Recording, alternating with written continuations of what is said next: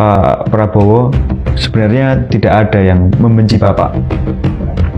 Kita hanya membenci imajinasi terhadap Indonesia yang harus hancur karena apa yang Bapak lakukan. Atau mungkin juga Bapak tidak sadar sedang lakukan. Bapak, saya kira harus rendah hati untuk belajar.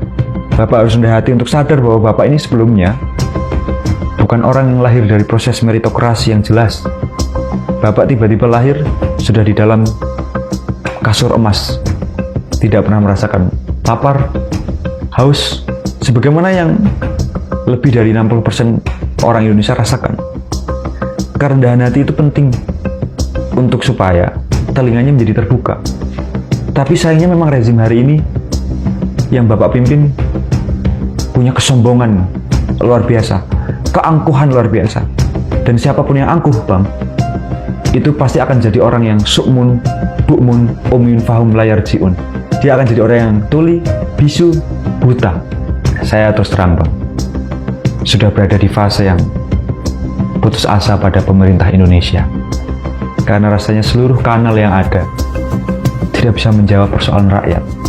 Mereka hanya sekumpulan makhluk yang mengaku manusia, tapi tidak punya rasa kemanusiaan. Di saat rakyat kita lapar, rakyat kita bodoh, rakyat kita tidak mampu mengakses fasilitas kesehatan, justru mereka sedang sibuk berpikir tentang siapa cawapres di 2029. Saya harap penguasa hari ini punya kesadaran bahwa mereka ini sebenarnya hanya buruh outsourcing yang diperintahkan oleh rakyat untuk bekerja 5 tahunan. Jangan pernah merasa republik ini milikmu.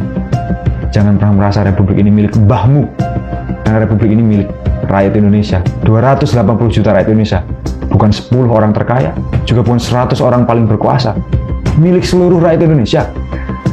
Presiden Prabowo menyampaikan ke beberapa tokoh aktivis yang diundang ke Hambalang, saya akan lawan oligarki. Tapi seminggu kemudian oligarki itu justru dijamu di rumahnya. Ini orang nggak bisa dipercaya, Bang. Apa yang dikatakan bukan apa yang dilakukan. Kita tahu bagaimana cara mudah untuk melawan oligarki. Berpihaklah ke rakyat. Buatlah undang-undang tentang pembatasan kekuasaan terhadap sumber daya alam, terhadap bisnis, sehingga oligarki tidak mampu lebih mengguritakan bisnisnya dan mematikan kemungkinan rakyat untuk menjadi sejahtera. Presiden Prabowo masih punya waktu 3,5 tahun. Syukur kalau beliau sehat sampai 2029 dan panjang usia.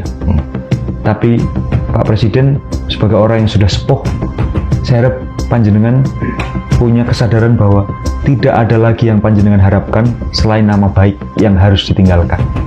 Gimana cara meninggalkan nama baik itu? Berpihaklah ke rakyat, dengarlah suara rakyat, lihatlah rakyat, di rakyat itu sendiri, tataplah mata mereka. Jangan hanya menatap data-data yang dikirimkan oleh bawahan Anda, yang tentu itu sudah dimanipulasi sehingga Bapak senang.